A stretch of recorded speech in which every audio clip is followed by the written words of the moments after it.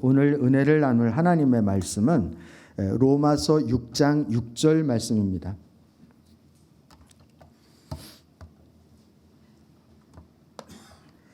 로마서 6장 6절 말씀.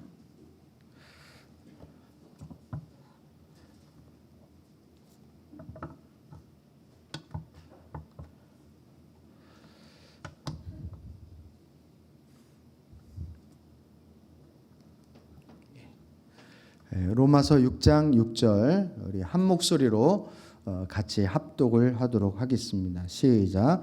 우리의 옛사람이 그리스도와 함께 십자가에 달려 죽은 것은 죄의 몸을 멸하여서 우리가 다시는 죄의 노예가 되지 않게 하려는 것임을 우리는 압니다. 예, 아멘. 예, 아멘.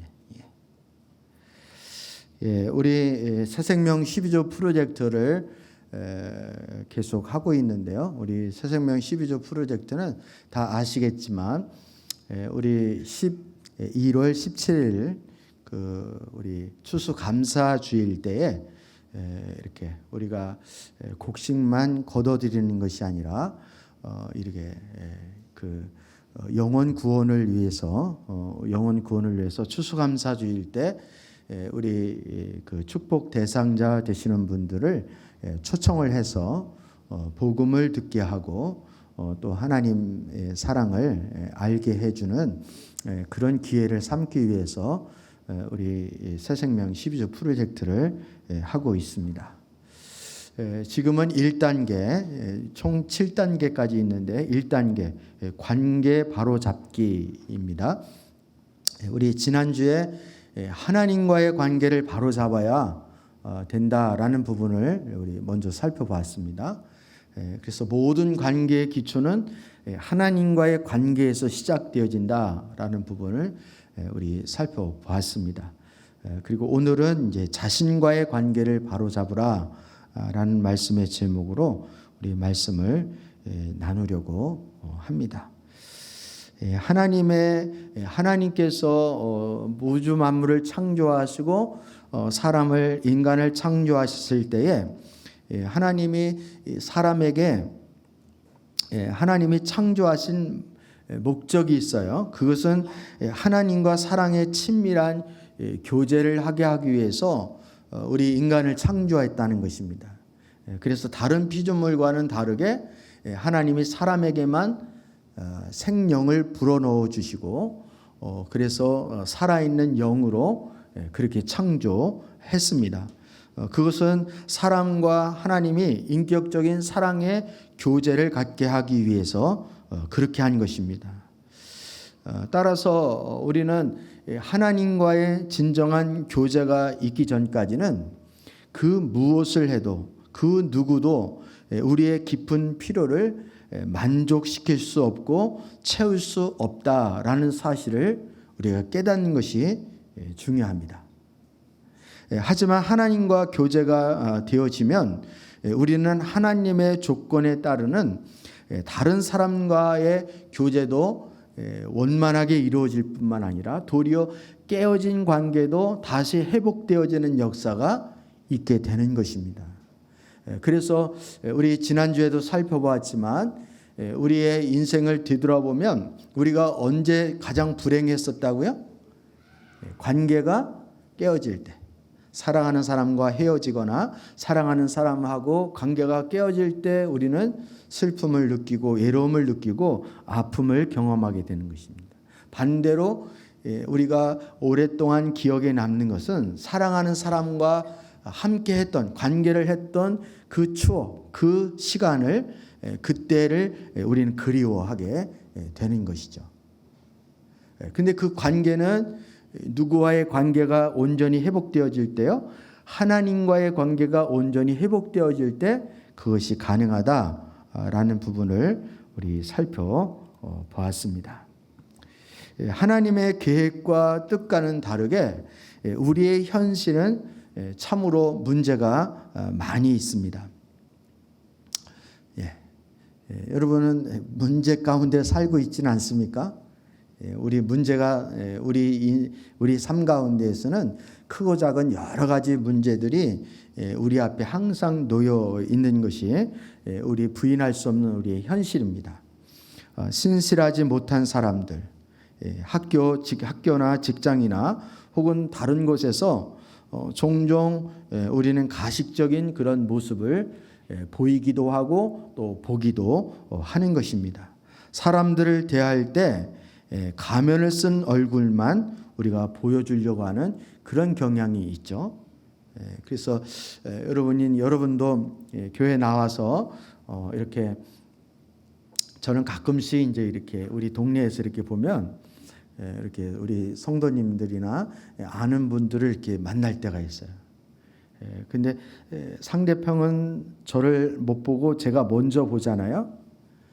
그러면 이제 얼굴 표정을 이렇게 읽을 수 있잖아요. 얼굴 표정을 읽으면 저와 눈이 마주치기 전까지는 얼굴이 아주 어두웠다가 이제 저와 눈이 딱 마주치는 순간에 표정이 이제 확 바뀌는 거예요. 완전 연예인 뺨치는 수준으로 이렇게 아주 이제 밝은 얼굴로 이렇게 인사를 하게 되는 거죠. 물론 이제 제 3자가 저를 볼 때도 저도 그럴 수 있다고 생각이 됩니다. 이처럼 우리는 사실은 서로의 관계를 가지고 있을 때 아는 사람이든 모르는 사람이든 신실한 관계를 갖는 것이 이렇게 쉽지가 않은 것 같아요. 그런데 신실하지 못한 사람의 관계는 사실은 온전한 관계를 이룰 수 없고 또 관계가 더 발전되어 줄 수 없다는 것이 성경이 우리에게 교훈해 주는 말씀의 이제 기준입니다. 또 하나님은 우리 자신에 대해서 사랑하고 만족하기를 하나님 원하십니다. 그래서 마태복음 19장 19절 후반절에 보면 이런 말씀이 있죠. 내 이웃을 내 몸과 같이 사랑하여라. 이렇게. 이 말씀은 초점이 이웃을 사랑하라는 말인데 이웃을 어떻게 사랑하라고요? 내 몸과 같이 내 몸을 사랑하듯이 내 이웃을 사랑할 것에 대해서 말씀을 하고 있는 것입니다. 자신을 사랑하지 않고 다른 사람을 결코 사랑할 수 없기 때문에 그렇다는 것입니다.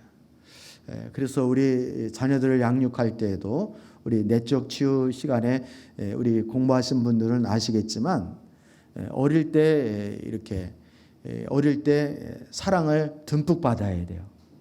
대개 태어나서 3살 그 무렵까지는 사랑을 엄청 받아야 됩니다. 이때는 왜 사랑을 줘야 되는지 이유 묻지도 따지지도 말고 그냥 무조건 사랑을 쏟아 부어야 할 시기입니다.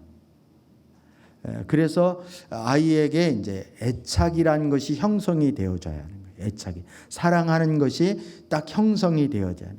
이때 애착이 형성이 안 되어지면 그 아이는 커서 그 애착이 형성이 안 되었기 때문에 사랑에 대해서 계속 목말라 하는 거예요.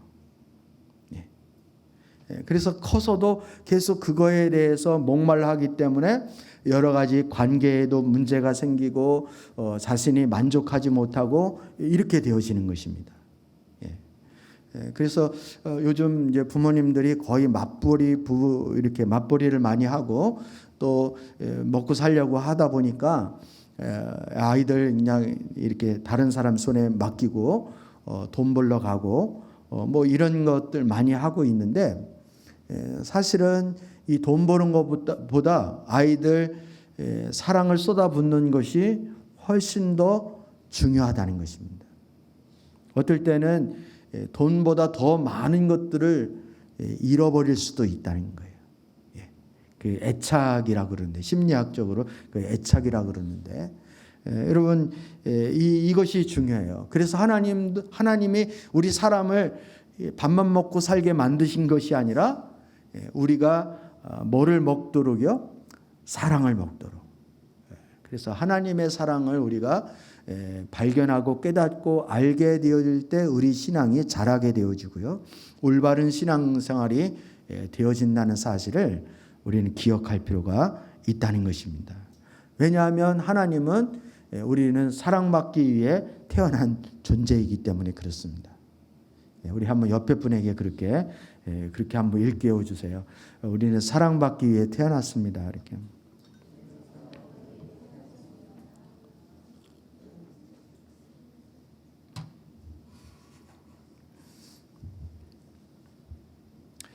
이 사랑에 대한 말씀을 나눌 기회가 또 있으면 이렇게 나누겠지만 제가 이 사랑에 대해서 할 말이 참 많이 있습니다. 우리 성도님들이 에베소에서 나오는 것처럼 하나님의 사랑의 높이와 깊이와 길이와 넓이를 날마다 깨닫고 또 지식을 초월하는 하나님의 사랑을 알아갈 수 있기를 주님의 이름으로 축복합니다.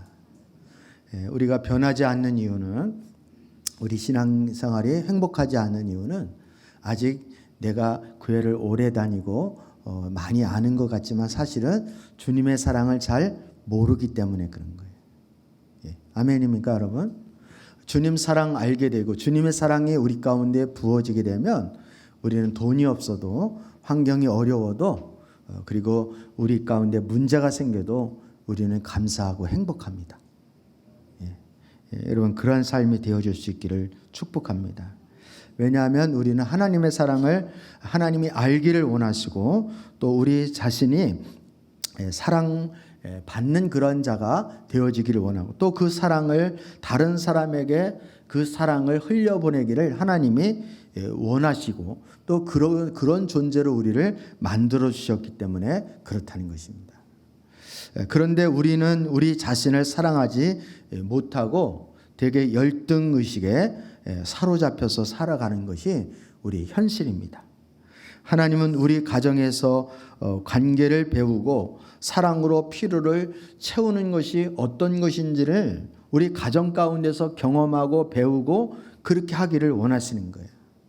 그러나 우리 가정에서 관계가 도리어 깨어지고 자신의 필요가 채워지지 않는 것으로 인해서 우리는 늘 갈급해하고 갈증을 느끼고 또 그에 따르는 불만을 우리가 경험하게 되는 것입니다.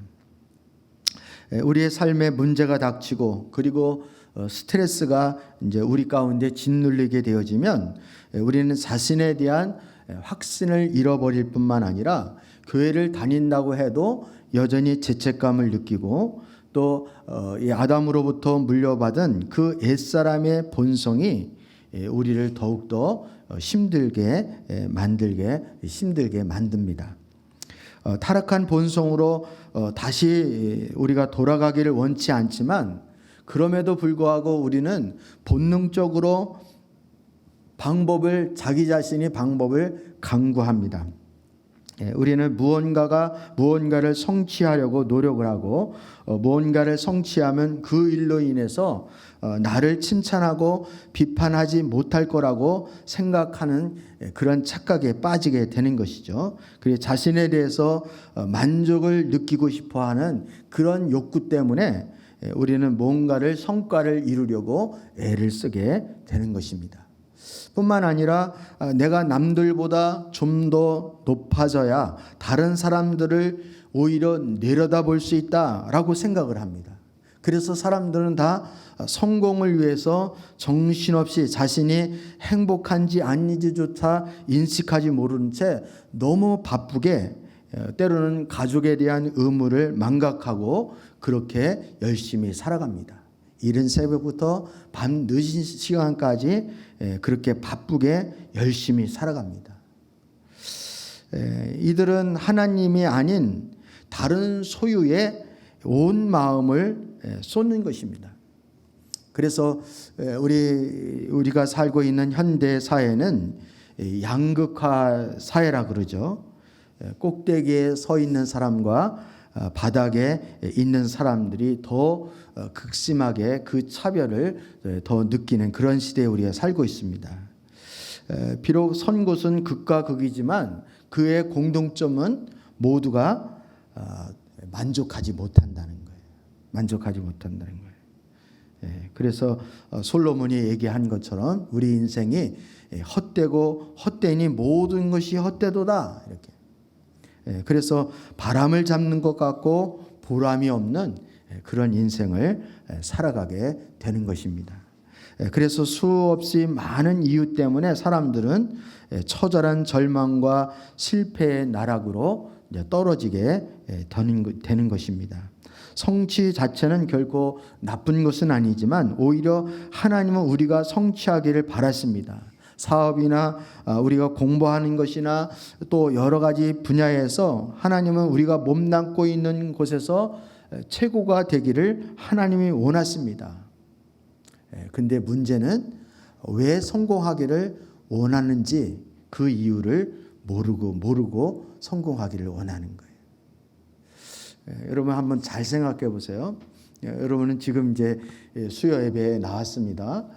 그래서 하나님 앞에 예배를 드리기 위해서 나왔어요.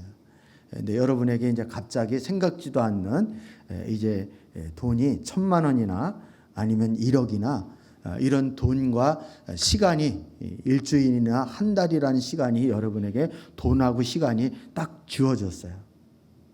그럼 여러분 뭐 하고 싶으세요?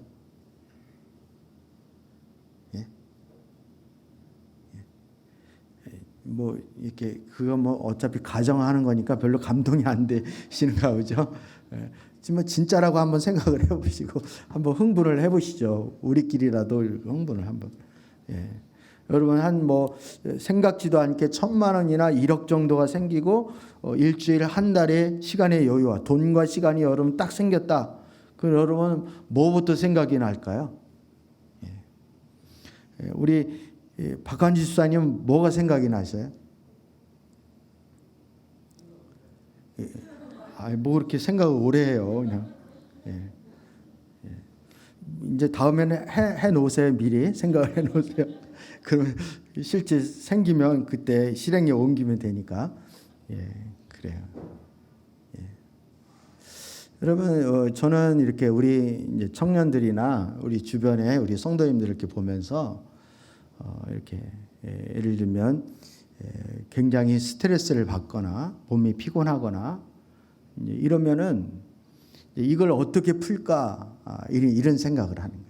제가 언제 설교 시간에도 그런 말씀을 드렸는데 우리는 그거에 대해서 이렇게 영적으로 별로 생각하는 적이 별로 없는 것 같아요. 여전히 뭐 맛있는 걸 먹는다든지 아니면 여행을 간다든지 뭐 시간과 물질이 좀 있으면 영화를 본다든지 뭐 아니면 쇼핑을 한다든지 뭐 이런 정도. 그러니까 이거는 믿지 않는 사람들도 얼마든지 할 수 있는 그런 분야를 생각을 하는 거예요. 믿지 않는 사람도 얼마든지 그분들도 스트레스를 받으면 그렇게 풀 수 있는 것이죠. 근데 여러분 우리는 믿는 사람이고 하나님의 백성이고 하나님 자녀잖아요. 그러면 우리는 믿지 않는 세상 사람들과 똑같이 스트레스 받으면 우리도 뭐 더 나가서 그럼 한 잔도 해야 되겠네. 그죠? 그들은 이제 그거 풀려고 스트레스 풀려고 한 잔 하기도 하고 그러는데 우리는 뭐 우리도 그렇게 해야 되는 겁니까?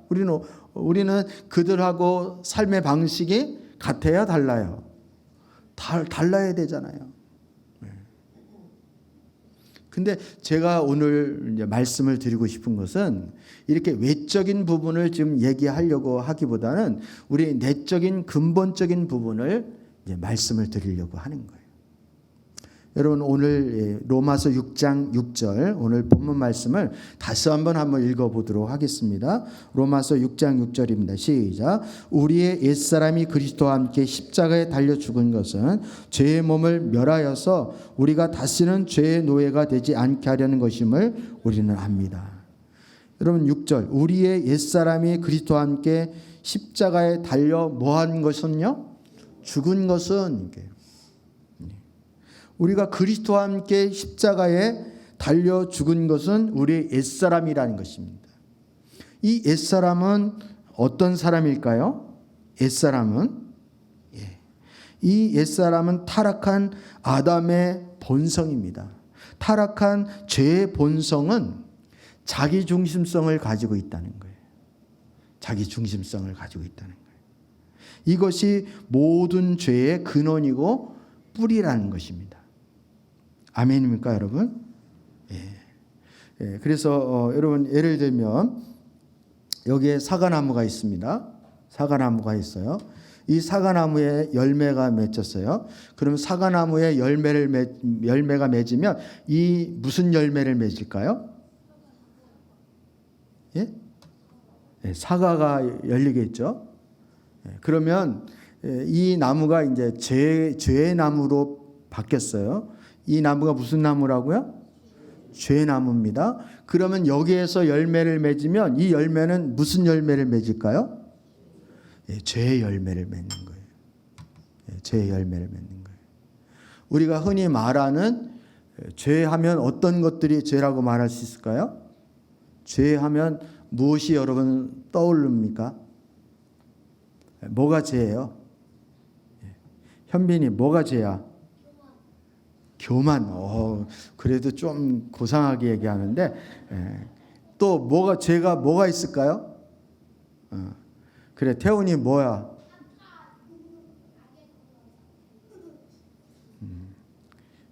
사탄은 죄를 짓게 하지. 그래, 우리 시우는 뭐가 죄라고 생각해요? 도둑질. 그래, 도둑질. 그래요. 우리 시우가 말한 도둑질이나 우리 현빈이가 말한 교만, 교만이나 뭐 어떤 우리 강도 아니면 해방하는 거, 간음이나 뭐 이런 죄의 열매들이 있잖아요. 그거는 우리가 흔히 말하는 죄들은 죄가 이렇게 행동으로 나타나서 죄의 열매로 우리 눈에 보일 수 있도록 드러난 것들이에요. 이거는 죄의 근본이라고 말할 수가 없고 죄의 열매라고 말할 수 있는 거죠. 근데 이런 죄의 열매가 맺게 하는 근본 뿌리가 있다는 것입니다. 그 뿌리는 다른 것이 아니라 바로 자기 중심성입니다. 죄의 뿌리는 자기 중심성이에요.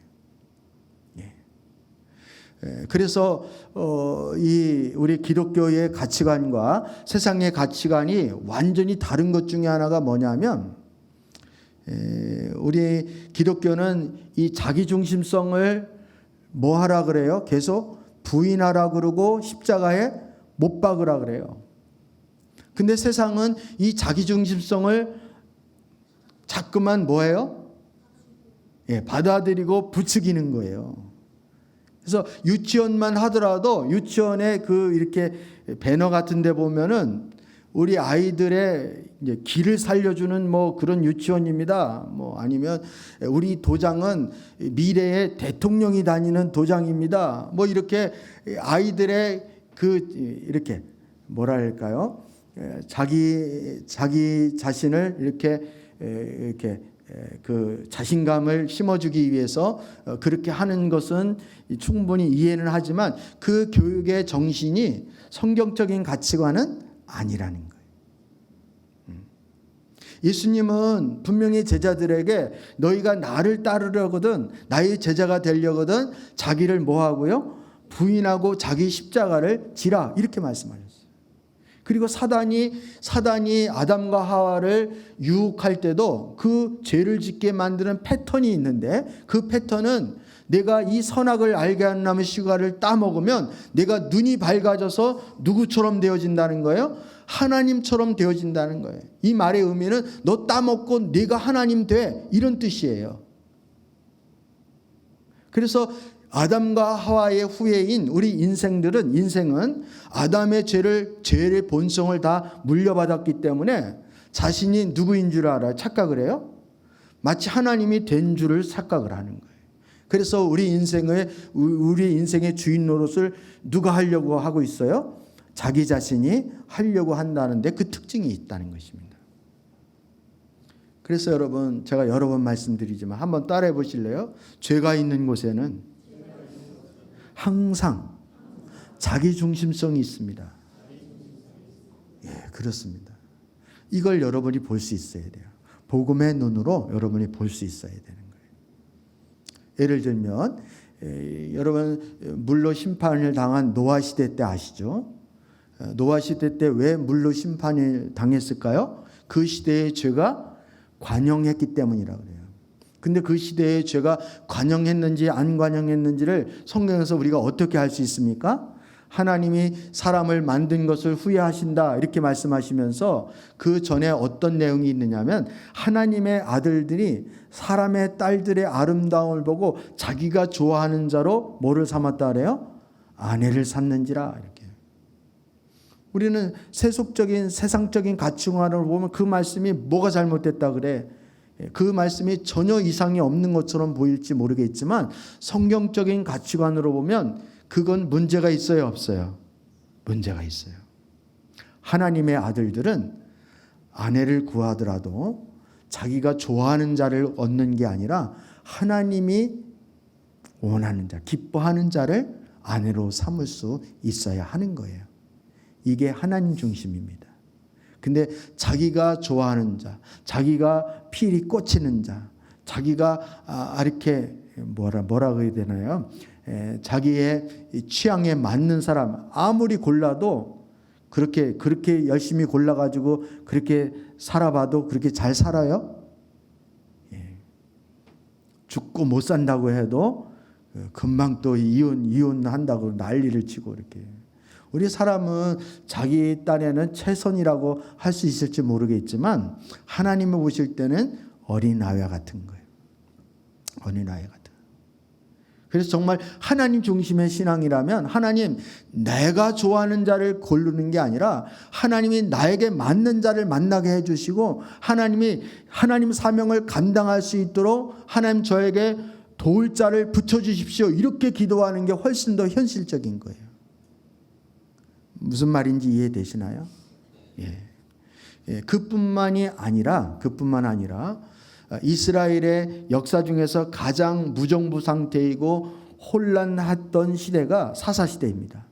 사사시대의 대표적인 그 말씀이 뭐냐면 저들이 왕이 없었으므로 자기 옳은 소견대로 행하였다는 거예요. 왕이 없었으므로 자기 옳은 소견대로 행한 거, 이게 자기중심성이 여기 있죠? 그래요, 안 그래요? 왕이 없다라는 말은 곧 하나님을 왕으로 여기지 않았다는 거예요. 사사시대 때는 이스라엘 백성들이 다른 나라와 같이 이스라엘에는 왕이 없었지만 사실은 누가 이스라엘의 왕입니까? 하나님이 왕이에요. 근데 왕이 없었다는 것은 하나님을 왕으로 여기지 않고 오히려 자기 옳은 소견대로 행했다는 것은 자기 자신을 왕으로 주인으로 여겼다는 거예요. 여기에 자기중심성이 있는 것입니다. 뿐만 아니라 이스라엘이 여러분 멸망을 당할 때, 즉 남유다가 멸망을 당할 때 그들이 멸망을 왜 당했습니까? 하나님 앞에 죄를 졌기 때문에. 그것도 멸망당할 정도면 그 죄가 갈 때까지 간 것이죠.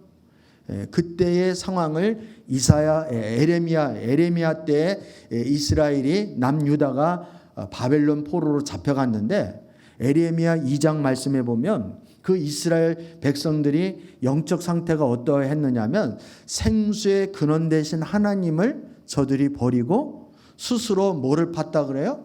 웅덩이를 팠는데 그 웅덩이는 무슨 웅덩이다? 터진 웅덩이다. 이렇게.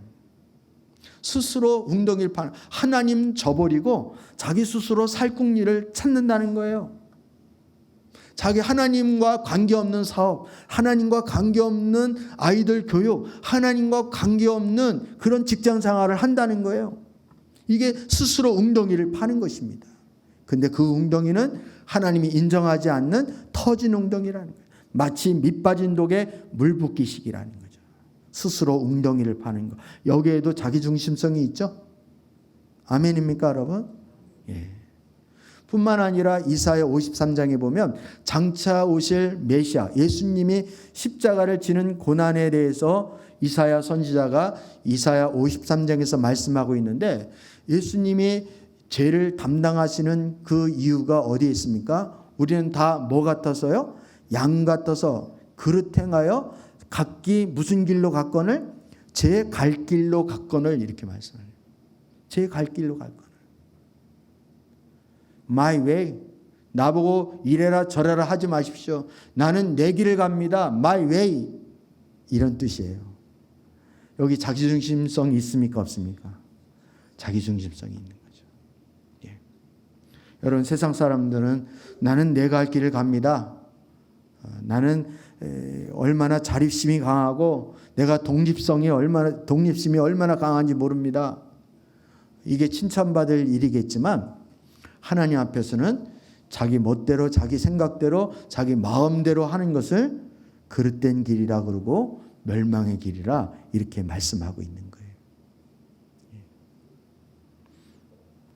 여러분 이 자기중심성을 가지고 있으면 사람들은 자기 자원으로 자기 방법으로 자기 목적을 위해서 살아가는 거예요. 이 본성은 우리가 살아가는 삶에서 고스란히 드러나게 되어지는 것입니다. 그래서 가질 수 있는 것은 다 갖고 싶고 그리고 취할 수 있는 것은 다 취하고 싶고 절대 놓치지 않고 아무와도 나누지 않는 그런 이기심과 욕심이 있게 되는 거예요. 우리가 예수를 믿는다고 해도 이 자기중심성을 십자가에서 처리하지 않고 이 옛사람이 그리스도와 함께 죽지 아니한 사람은 신앙생활을 하면 할수록 자기 종교에 열심히 자기 욕심이 더 많이 생기는. 그래서 예수를 믿어도 더 독한 사람, 더 자기만 아는 사람이 되어지는 이유가 바로 여기에 있는 거예요. 종교심은 강할지 모르겠지만 이 자기중심성이 처리 안 되어지면 이건 해친한 무덤과 별로 다를 바가 없는 거예요. 예수님 당시에 바리새인과 서기관들에게 주님이 그렇게 강력하게 말씀하시고 저들에게 화 있을진저 하시면서 저들을 미워하신 이유가 바로 여기에 있다는 사실을 우리는 기억을 해야 하는 것입니다. 따라서 우리가 회개한다. 여러분 회심한다 이런 말 들어봤죠? 회개는 뭐를 회개하는 거예요? 도덕적이고 윤리적인 거를 회개한다 생각하면 이거는 뭐 믿는 사람이든 안 믿는 사람이든 별로 다를 바가 없는 거예요.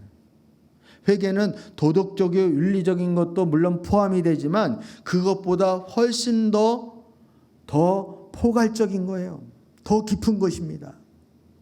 한마디로 말하면 자기중심성으로 살아가던 인생을 하나님 중심으로 전환하는 것을 회개다 이렇게 말을 하는 것입니다.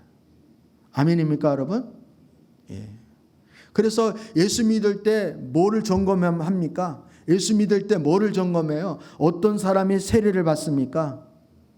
자기가 펄펄 살아있는 사람이 세례를 받는 게 아니라 자기가 죽은 사람이 세례를 받는 거예요. 자기가 죽었다라는 것을 세례를 통해서 다시 확인하는 것입니다. 아멘입니까 여러분? 내가 죽고 내 안에 누가 사는? 예수 그리스도가 사는, 이게 세례가 주는, 우리에게 주는 메시지인 거예요. 세례가 주는 메시지예요. 나는 그리스도와 함께 내 죄와 함께 십자가에 못 박혀 죽고 나는 그리스도와 함께 다시 살아나는 존재입니다. 이게 물속으로 훅 들어갔다가 다시 이렇게 살아날 때 그 메시지가 담겨져 있는 거예요. 그 메시지가 담겨져 있는 거예요. 그래서 나의 옛사람은 죽고 그리스도로 사는 삶이 되는 것. 이게 회개입니다. 그래서 여러분 어떤 사람에게 세례를 줍니까? 예수 그리스도가 당신에게 있어서는 누구입니까? 예수님을 구원자로 주님으로 영접하겠습니까? 예, 저는 예수 그리스도를 나의 인생과 나의 삶에 나의 마음 중심의 구원자로 주인으로 영접하겠습니다. 이게 믿는 자, 곧 그를 영접하는 자에게는 하나님의 자녀가 되는 권세를 주신다는 그런 뜻입니다. 여기서부터 신앙생활이 시작되어지는 거예요. 예. 여러분 세례 안 받으면 성찬식 참여 안 하잖아요. 세례 받는 게 신앙생활의 출발입니다. 근데 우리 기독교의 신앙의 출발은 뭐로부터 시작되어진다고요? 자기의 주도권을 완전히 내려놓는 거예요. 자기를 부인하는 거예요. 그리고 내가 아니라 내 안에 누가 산다는 것을요, 그리스도께서 사신다라는 것을 인정하는 자가 바로 하나님의 자녀의 권세를 얻은 자이고 그때부터 하나님의 자녀로 살아가는 것이 시작되어지는 것입니다. 근데 많은 사람들은 이게 자기 중심성이나 자기 주도권 내려놓으라면 그거 처음부터 어떻게 내려놔요? 나는 신앙이 아직 어리기 때문에 그건 아직 저는 좀 더 기다려야 돼요. 한참 신앙생활을 해서 도를 닦고 수련을 하고 많이 배우고 성숙해야 그때 주도권을 내려놓죠. 이렇게 생각하는 분들이 의외로 많이 있습니다. 근데 아닙니다, 여러분. 예수님을 처음 믿는다라는 것은 나의 구주로, 나의 주인으로 영접한다는 것, 그것이 예수 믿는 거예요. 성경책 끼고 교회 왔다 갔다 하는 게 믿는 게 아니라. 진정 영적인 사람은 어떤 사람입니까? 바로 죄에 빠져 병든 자아에서 신음하는 사람들을 바로잡아 주는 것이라고 말할 수 있습니다. 이것이 바로 필요를 채우는 그런 모습이라는 거예요. 예수님이 이 땅에 왜 오셨습니까? 우리의 필요를 채워주시기 위해서 오셨어요. 우리의 필요가 무엇입니까? 죄와 허물로 죽었고 세상 풍조를 따라가고 공중의 권세 잡은 자를 따르고 육신의 종로로 타던 하나님 본질상 하나님의 진노를 받아야 마땅하고 지옥에 떨어져야 마땅한 그런 존재를 구원하시기 위해서 오신 거예요. 아멘입니까? 예수님 아니면 우리는 소망이 없기 때문에 이것처럼 우리가 어떤 사람이 영적인 사람입니까?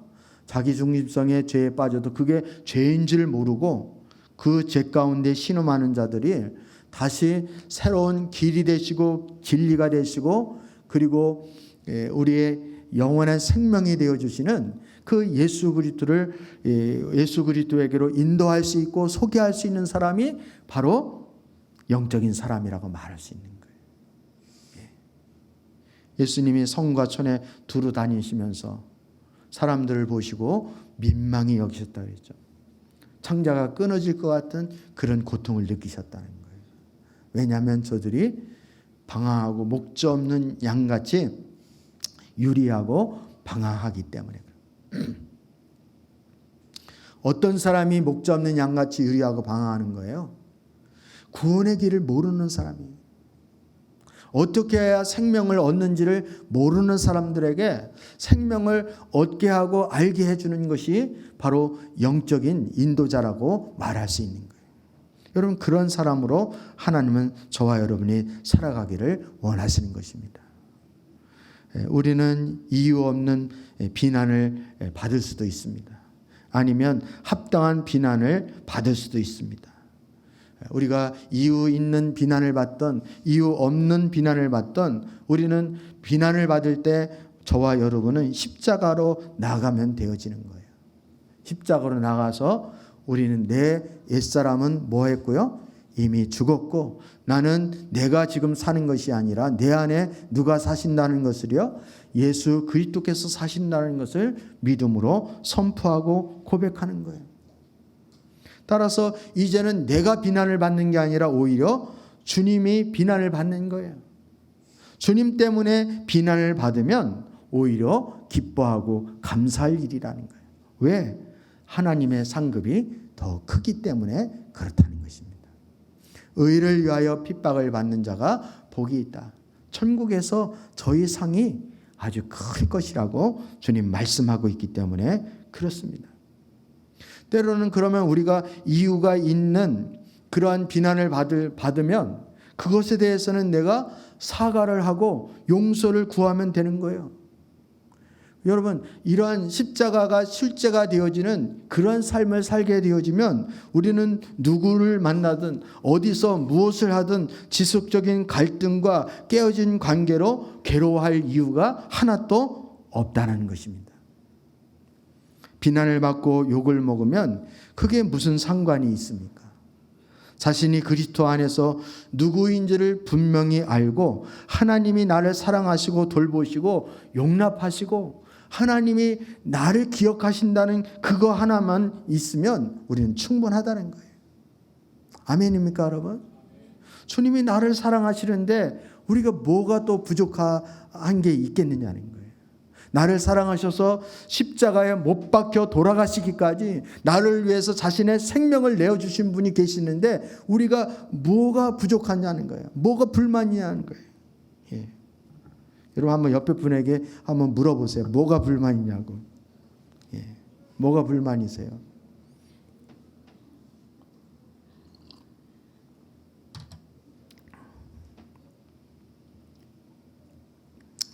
따라서 여러분 길을 갈 때 이제 얼굴 좀 피세요. 여러분의 얼굴은 전도지입니다. 전도지. 전도지를 꾸기 해가지고 그렇게 예수 믿으라고 전하면 누가 기분이 좋아서 예수를 믿겠습니까? 여러분 활짝 전도지를 피시고 이렇게 흐림이 아니라 맑음, 이렇게 맑음. 이렇게 한번 웃어보세요. 옆에 분에는 한번 이렇게 웃어주세요. 이렇게 이쁜 얼굴로. 예. 여러분 왜 욕심이 생깁니까? 왜 욕심이 생겨요? 왜 탐심과 시기심이 생깁니까? 자기가 여전히 자기 인생의 주인 노릇하기 때문에는 거예요.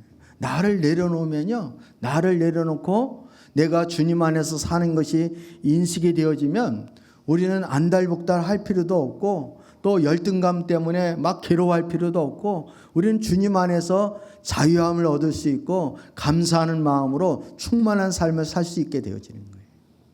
여러분 이 비결을 배울 수 있기를 주의 이름으로 축복합니다. 나 자신과의 관계를 바로 세우는 것은 바로 여기서부터 시작되어지는 거예요. 내가 주님 안에서 어떠한 존재인가, 나의 정체성은 과연 누구인가 라는 것서부터 시작되어지는 거예요. 여러분이 돈이 많으면 그게 여러분입니까? 여러분 높은 주위에 있으면 그게 여러분입니까? 아니라는 거예요. 돈은 있다가도 없을 수 있고 높은 자리에 올라갔으면 또 내려올 때가 있는 거예요. 그렇지만 우리가 예수 그리스도 안에 있는 우리는 변함이 없는 거예요. 주님 안에 있기 때문에 우리는 환경과 여건 상관없이 하나님의 자녀가 되어지는 것이고 주님이 내 안에 계시고 내가 주님 안에 있기 때문에 우리는 어떠한 환경과 여건 가운데서도 마음의 평안을 얻을 수가 있는 것이고 주님으로 인해서 우리가 비록 돈은 없어도 우리가 가옥까지 없습니까? 돈이 없지 가옥가 없습니까? 이거는 속된 말이고 여러분 다시 가르쳐 드릴게요. 한번 옆에 분에게 그렇게 한번 우리 인사했으면 좋겠습니다. 우리가 돈이 없지 믿음이 없습니까? 이렇게 한번.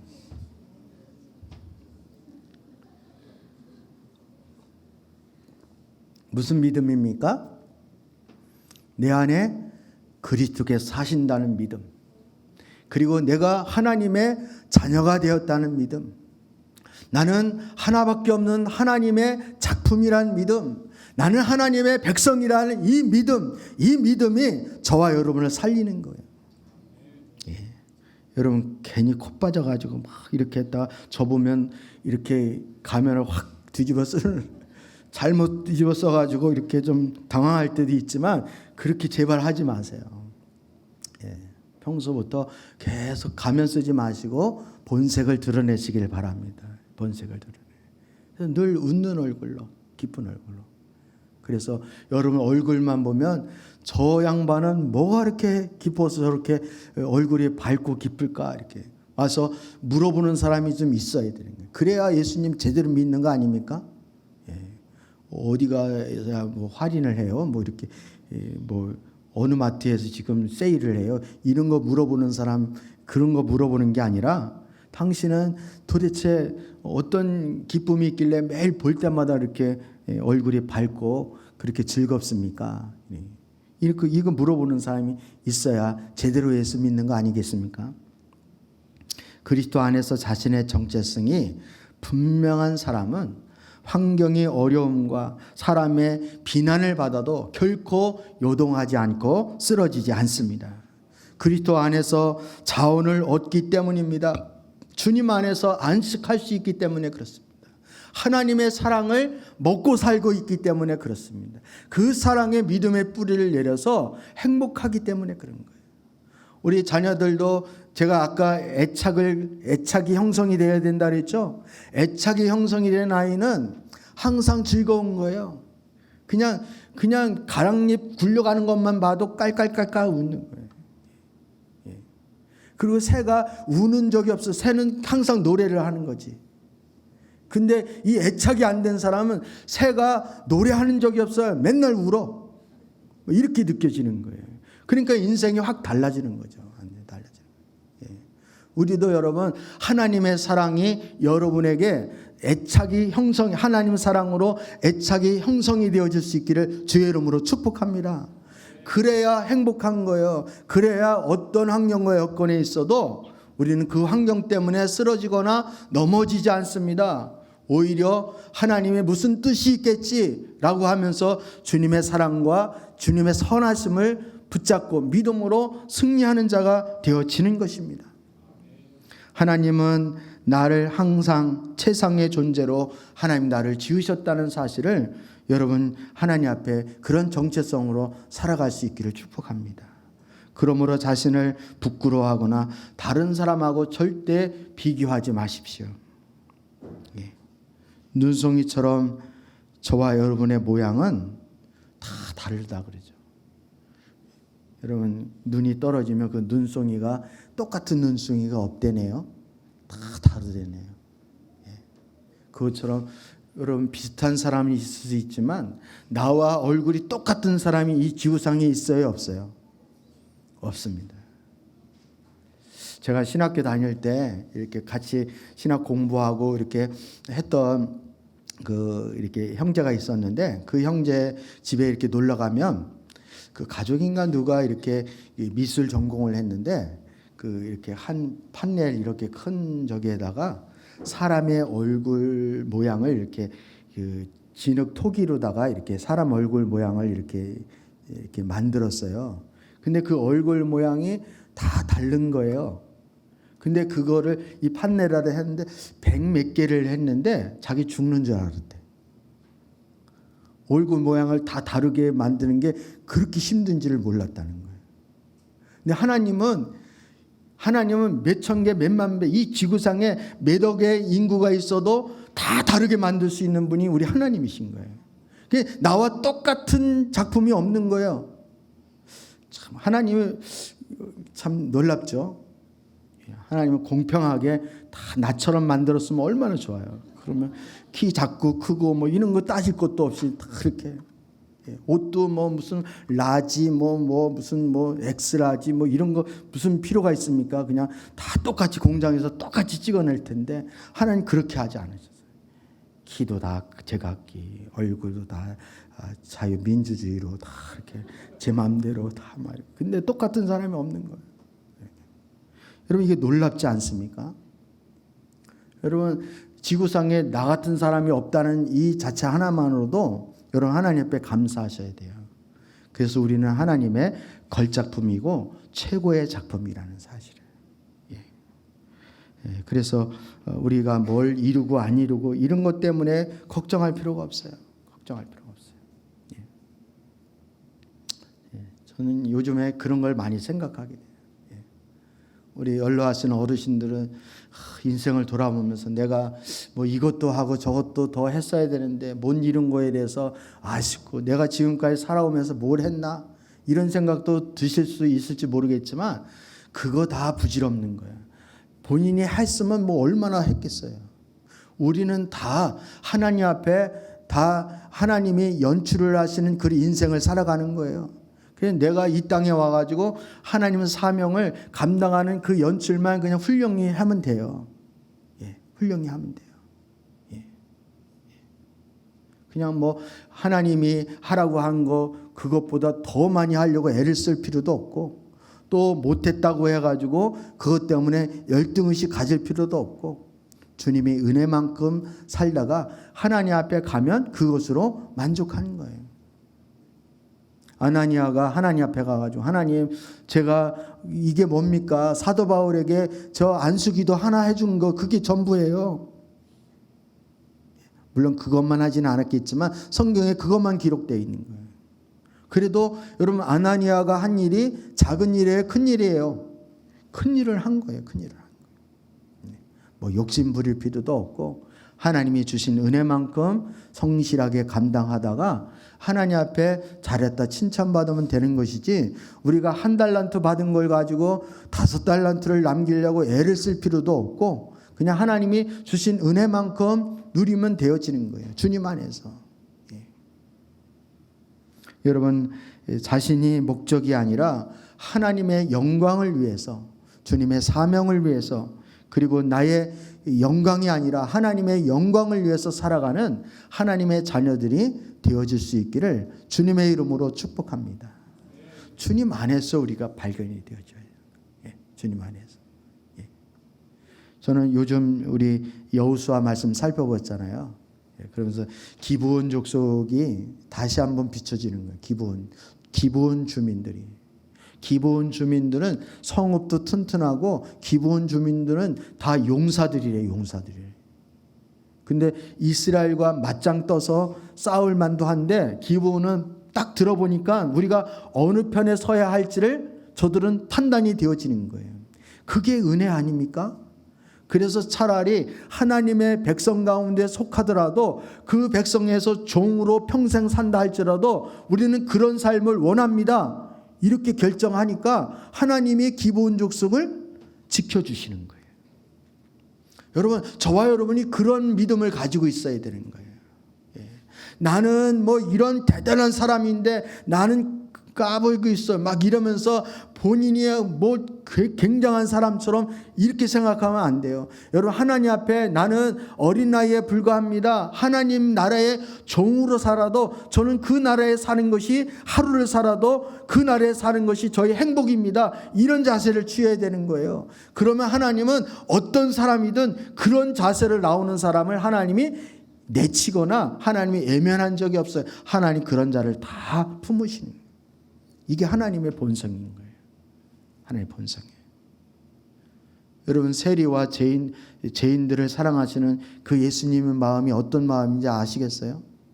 그 당시에 내노라 하는 바리새인이나 장로들이나 종교 지도자들도 수두룩한데 주님은 기껏 한다는 게 창녀와 세리와 죄인들의 친구가 되어지는 거예요. 저들은 자신이 죄인인 걸 아는 거예요. 자신이 어떤 존재인가를 아는 거예요. 그래서 주님의 은혜를 구하는 자리로 나갈 수 있는 거예요. 저와 여러분도 그런 자리로 나갈 수 있기를 주님의 이름으로 축복합니다. 그래서 내가 이루는 어떤 성과나 나의 환경이나 여건, 이게 나가 아니라 주님 안에 있는 나의 정체성을 다시 한번 발견하시고 찾는, 이게 바로 나와의 관계를 바로 세우는 지름길이라는 사실을 여러분 기억할 수 있었으면 좋겠습니다. 다른 사람의 평가가 중요한 게 아니라 복음의 관점으로 저와 여러분을 다시 재조명할 수 있는, 그래서 그 안에서 발견되어지는 그런 하나님의 자녀들이 다 되어질 수 있기를 다시 한번 주님의 이름으로 축복합니다.